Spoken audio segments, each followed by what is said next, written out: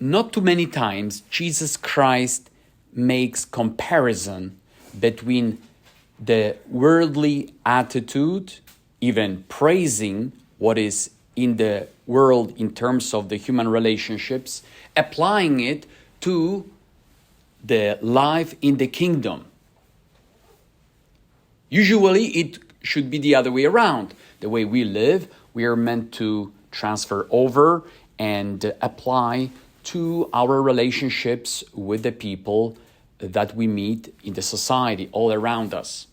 But with a big surprise, he delivers the parable where Jesus speaks about this dishonest steward. The whole point of the entire parable, as we see, is that this steward who was dismissed from his stewardship knew how to find himself and how to operate in the time of scarcity, meaning he's fired. He's not going to have any resources to live on. At that stage, well, he doesn't have too many options from what we understand, or maybe doesn't have much desire to do certain work that he is not capable of or qualified for.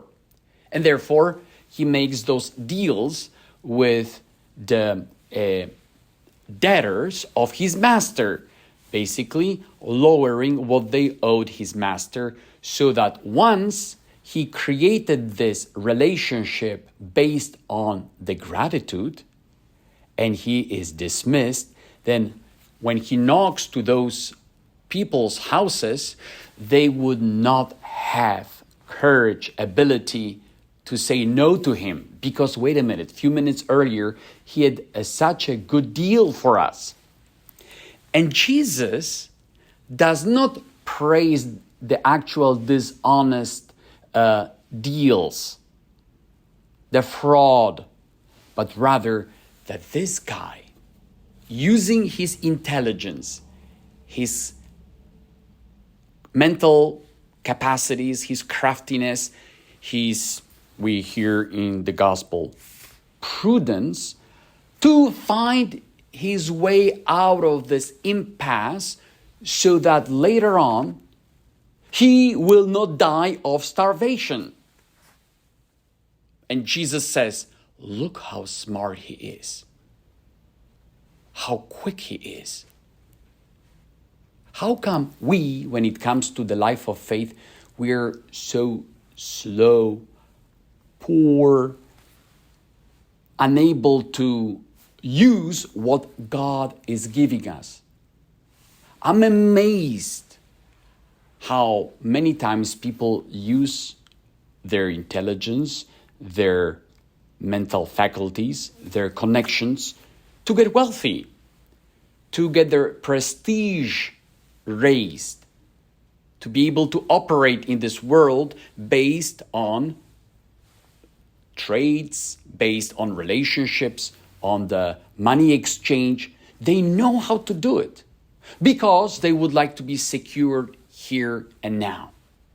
And look, I remember once a friend of mine was telling me, my son seems to be so slow when it comes to the things of this, of God, almost completely acting as a semi-autistic kid.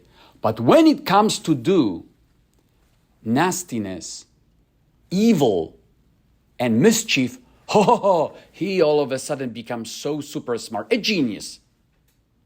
Yes. Do you know that at the end of our lives, once we are in front of God, we'll have to give an account of what we have received in terms of even our mental, intellectual faculties, what we use those things for, how we were able to use what God gave us to advance the kingdom of God, to create a network of people who will be drawn to Jesus Christ. Because again, this steward, he knew how to secure his position in this world.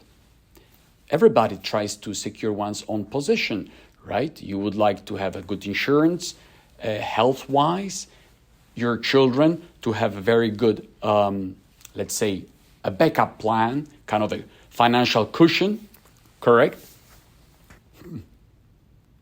But have we prepared them to be ready to meet their Creator?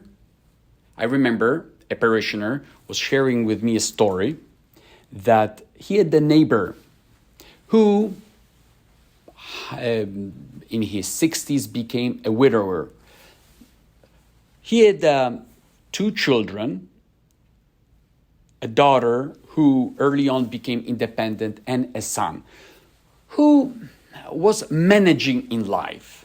He had a job, he was trying to start a business that didn't work. Long story short, the father, upon dying, he wrote in his will the house and some assets for his son. Okay, good. I'll secure my son's financial situation. He's gonna live fairly comfortably.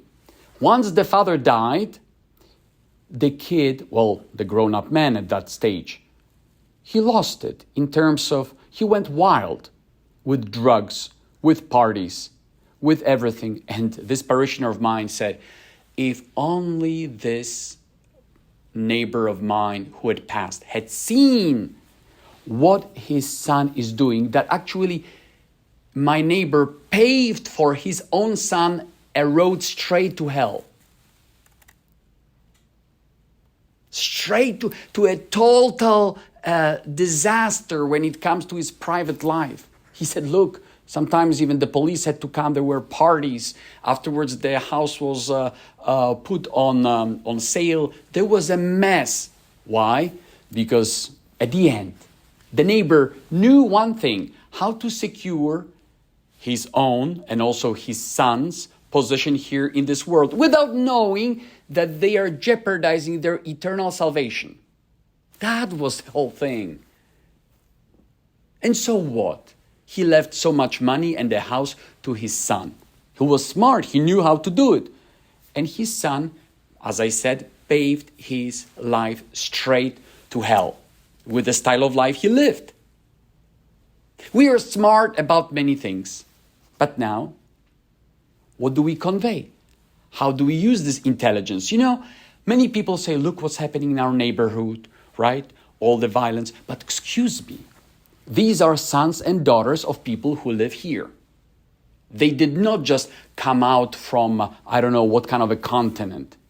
So they were educated, they were raised by people who are living here. So what sort of values those parents had transmitted to those kids who are right now hijacking, attacking, doing drugs? Explain to me, please. Because I cannot put those two things together. If those kids had been passed on faith, confidence, and their parents had used all their intelligence, all their, let's say, capacities of embracing Christ, doing what pleases God, if this had been their parents' motivation, I assure you this problem wouldn't be present here. But maybe the parents were so smart who transmitted their kids love for the world, hatred towards other people, a lot of anger and bitterness and violence. This is what those kids were pumped up with when they were growing up. And today, they're doing drugs. They're belonging to the gangs. They're doing a lot of stuff. I mean, you understand that they already received from someone certain path in life. And today, yes, it's good that we are praying, but we don't understand that they were already taught some behaviors, some attitudes that today they are actually embracing so frivolously and freely and without any remorse. Where are their parents? Where are their fathers? Where are their educators? But tell me. So what I'm saying very specifically is that this dishonest steward knew how to use his connections to know how to handle life after he had been dismissed. But do we realize, or do we prepare ourselves and others when we pass from this life? When we are going to end up already in front of God, and the Lord will say, look, I gave you so much with a lot of different possibilities. Did you use it, first of all, to come closer to me, and at the same time to help others to grow in the relationship with the Lord? Because look, St. Paul says clearly, yourselves are full of goodness, filled with all knowledge, and able to admonish one another. And all his life, all his wisdom, schooling, his knowledge, all the experience that he gained was for one reason and one alone: to preach the good news, to bring gospel to everyone. How effective he was with that. Because that was the goal of his life. It wasn't just an additional goal to his life. For example, trade would be number one, then being prestigious and famous number two, and then in my free time, I will announce the good news. It would have never worked like that. For him, the center was Jesus Christ. And let me tell you, if this is how we start viewing our lives, that everything that is given to us is meant to make our lives in function of the kingdom and helping others on this path, let me tell you, there will be a lot of those around us who truly will be drawn to the love of Jesus Christ.